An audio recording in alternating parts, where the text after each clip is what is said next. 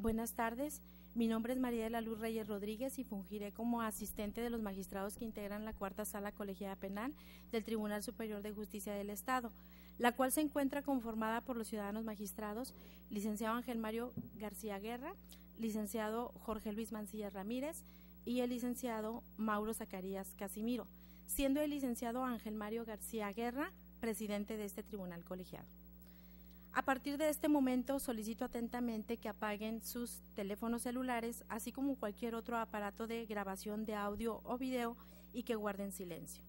Se les hace saber a todos los asistentes que deberán mantener el buen orden. Además, esta autoridad tiene el deber de exigir que se le guarde, como a los demás intervinientes, el respeto y la consideración debidos. De igual forma, se les hace de su conocimiento que deberán permanecer en silencio mientras no se les concede el uso de la palabra, no portar elementos para molestar u ofender o adoptar comportamiento intimidatorio provocativo contrario al decoro o expresar de cualquier forma manifestaciones o sentimientos de odio o rencor. Asimismo, en caso de que alguna persona infrinja lo anterior, acorde con lo establecido por el artículo 35 del Código Procesal Penal para el Estado de Nuevo León, se les ordenará salir de esta sala de audiencias y si se resistiera a salir o vuelve al lugar, se le expulsará por medio de la fuerza pública y se le impondrá una multa como corrección disciplinaria. Finalmente, se solicita a las partes que al tener el uso de la palabra hablen de frente al micrófono con voz fuerte y clara. Muy buenas tardes. Buenas tardes. Buenas tardes. En la ciudad de Monterrey, Nuevo León, siendo las 12 horas del día 26 de junio del año 2014, constituidos en la tercera sala de audiencias de juicio oral, se procede a llevar a cabo la audiencia pública, la explicación de la sentencia, dentro del toca de casación número 126-2013, derivado de la causa penal iniciada con el número 626-2013, contra Hernán de Jesús Yáñez Cantú, por el delito de abandono de familia, y se declara iniciada la audiencia. Soy el licenciado Ángel Mario García Guerra, magistrado presidente de la cuarta sala colegiada penal del Tribunal Superior de Justicia, y presidiré esta audiencia convocada acorde al ordenado por el artículo 17 de la Constitución Política de los Estados Unidos Mexicanos, dentro del toca de casación 126-2014, formado con motivo del juicio oral penal número 35-2013, seguido a Hernán de Jesús Yáñez Cantú por el delito de abandono de familia. Lo anterior, atendiendo las atribuciones que me confiere el artículo 30 bis 3 de la Ley Orgánica del Poder Judicial. Me encuentro acompañado por los magistrados integrantes de esta sala colegiada. A mi derecha, el magistrado Jorge Luis Mancilla Ramírez. A mi izquierda, el magistrado Mauro Zacarías Casimiro. Y solicito a las partes que comparecieron a la presente audiencia para efecto de registro, sírvanse a identificarse. Empezamos con el agente del Ministerio Público manifestando su nombre, adscripción y si se encuentra presente la víctima, igual manera. Gracias, muy amable, señoría. Esaú Manzano González, soy agente del Ministerio Público especializado en violencia familiar y delitos sexuales, en la actualidad adscrito a la unidad de investigación de dicha nomenclatura en Santa Catarina, Nuevo León. En cuanto a la víctima y a la ofendida, estas han sido debidamente notificadas, sin embargo, manifestaron en la llamada que se estableció con ellas que no podrían asistir a la presente audiencia. ¿Algún abogado que estuviera acreditado en favor de ellas para coadyuvar? No, no lo hay. No lo hay, muy bien. Por el lado de la defensa, ¿el abogado? Sí, señor magistrado, órdenes, soy el licenciado José Roberto Herrera Valdés, abogado particular del señor Hernán de Jesús Yáñez Cantú, que se encuentra presente aquí a mi izquierda. Muy bien. Su nombre y datos generales ya los tenemos, nomás queremos corroborar que sea usted. Sí, señor. Hernán de Jesús Yáñez Cantú. Muy bien, muchas gracias. Se da inicio a la audiencia programada para el día de hoy. Ya han sido explicadas las reglas que han de prevalecer para el desahogo de la presente audiencia. Fue la lectura que hizo la encargada de sala al iniciar la presente audiencia. Así es, magistrado. Igualmente le hago de su conocimiento que todas las partes, previamente al desahogo de esta audiencia, se encuentran debidamente identificados con la documentación respectiva. Muy bien, gracias. En consecuencia, habiendo previamente ese tribunal colegiado en sesión de pleno agotado el debate y discusión del proyecto de conformidad con lo establecido por el artículo 48 del reglamento interior del Tribunal Superior de Justicia y sometido el asunto a votación, fue aprobado de manera unánime por la totalidad de los miembros de este cuerpo colegiado.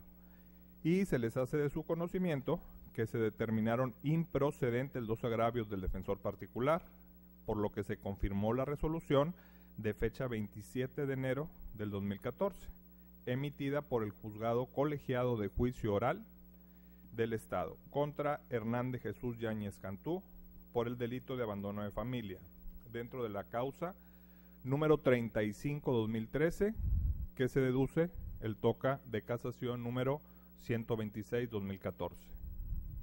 En este momento vamos a proceder a cumplir con lo ordenado por la Constitución de explicar en audiencia oral el sentido de la sentencia. Y en este caso, al ser el magistrado Mauro Zacarías Casimiro el ponente de este proyecto, le corresponde a él dar la explicación oral y para tal efecto le concedo el uso de la voz. Muchas gracias, magistrado presidente. Con la venia de este cuerpo colegiado, le voy a dar esta explicación de la sentencia que se pronuncia que se ha pronunciado dentro del TOCA 126-2014. Como ya el magistrado presidente ha dado los datos generales del asunto, me voy a reservar volverlos a mencionar para no obviar en esos detalles. Voy a proceder a explicar la sentencia tomando en cuenta el agravio que se ha hecho valer y la respuesta que se ha dado en la sentencia que obra ya en el expediente. Primeramente quiero manifestar que el agravio que se hace valer en primer término, bueno, antes que de esto quiero decir que haciendo una revisión, como lo indica la ley, no se advirtió motivo de inconformidad relativo a la existencia de algún quebranto a las formalidades esenciales del procedimiento, que esto era algo necesario analizar. No se manifestó ningún motivo de inconformidad, por lo tanto no se hizo pronunciamiento alguno. Y bueno, exactamente son improcedentes los razonamientos jurídicos, los agravios de la defensa por los razonamientos jurídicos siguientes. El primer agravio se manifiesta en el sentido de que hay una causa de justificación en el caso del abandono de familia para no pagar las pensiones alimenticias. Básicamente se dice en el primer agravio que el representante social, el Ministerio Público, fue omiso en atender esa causa de justificación tomando en consideración que había un contrato de fideicomiso. La respuesta que se da a este agravio básicamente es determinar que, pues bueno, esto es atribuible en todo caso al Ministerio Público y esta sala no puede pronunciarse en ese respecto.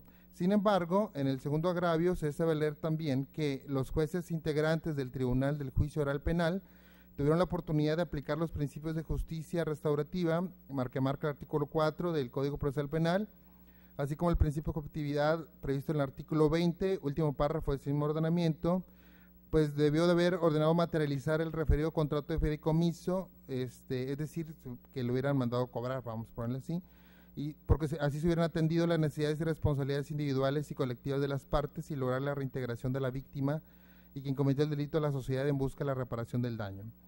La respuesta fue que es inoperante este agravio porque esa supuesta omisión que atribuye al Tribunal de Origen de no aplicar los principios de justicia restaurativa resulta intrascendente para anular la sentencia en virtud de que no afecta en lo absoluto al proceso ni mucho menos al fallo recurrido por ser una cuestión dependiente de la voluntad de las partes y no imperativa la actuación del Tribunal de Origen, como lo pretende hacer ver la defensa. O sea, no es obligación del juez penal o de los tribunales jueces estar cobrando pensiones alimenticias, ¿no? En todo caso era una obligación que ya estaba fijada.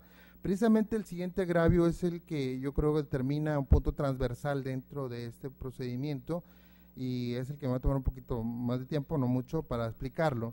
El punto transversal de los agravios es que existe una causa de justificación porque existe un contrato de fideicomiso celebrado entre las partes, incluso anterior a la sentencia que dio origen a las pensiones alimenticias que se han pretendido cobrar y no se han pagado, donde se celebraron la parte acusada y también por sus propios derechos y representación de Ogarita Ludivina Díaz Álvarez, la víctima de este proceso, ante la institución denominada Banca Afirme, Sociedad Anónima, Institución de Banca Múltiple, Afirme Grupo Financiero, División Fiduciaria.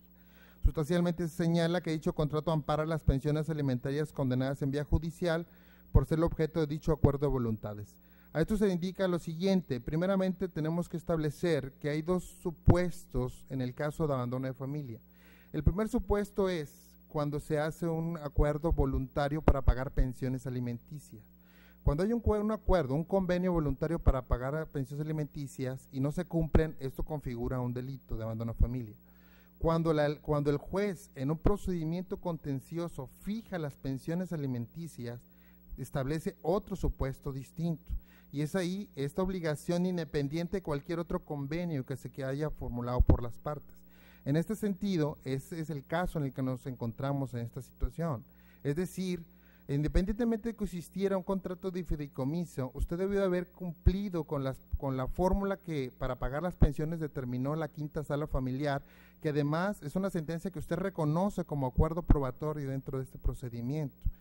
Así se estableció en la audiencia de juicio. También se hizo como acuerdo probatorio el fideicomiso. Es decir, de nada le sirve a usted que tenga un contrato de fideicomiso si a un juez le expuso usted la obligación de pagar de determinada manera las pensiones alimenticias. Es como decir, si usted tuviera muchos bienes y decir, bueno, aquí tengo muchos bienes, cóbrense ellos. No es de esa manera, es como lo ordenó el juez y así debió haber usted cumplido. Para fundamentar esto, se hizo valer una contradicción de tesis, una jurisprudencia obligatoria que establece precisamente estos dos supuestos y que establece que, tratándose de ese caso donde hay una sentencia, debe cumplirse tal y cual la sentencia.